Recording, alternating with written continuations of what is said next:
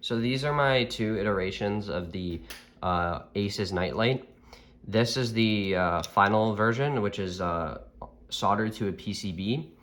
And this is the breadboard version. So everything that's going on in here is basically this is kind of a visual representation on the circuit. And the three main components in this that make this a nightlight is the potentiometer, the transistor, and the light dependent resistor, or the LDR. The potentiometer is a great way to dial whether dial the brightness of the LEDs, because it basically says if I turn it all the way up, it's like, okay, I'm going to take less voltage and give the LEDs more voltage. But when I turn it down, it says, okay, I'll take more voltage and the LEDs will get less. The transistor is basically our switch in the circuit. It is a solid state switch, so there's no buttons on it, but it'll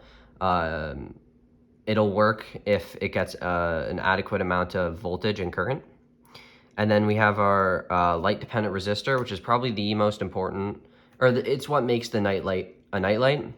So when I cover it and it becomes dark, you could see that the lights the light turns on, and that kind of makes it a nightlight. And when I turn it all the way up, the lights are at max brightness. And then even if I cover this, there's hardly a difference because so much voltage is already going to these that the light dependent resistor doesn't do much.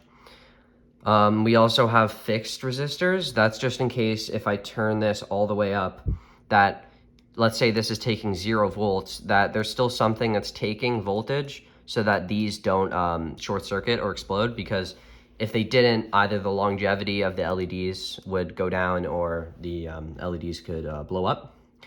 The main differences between these two is this is on a PCB, and also it's soldered to the PCB.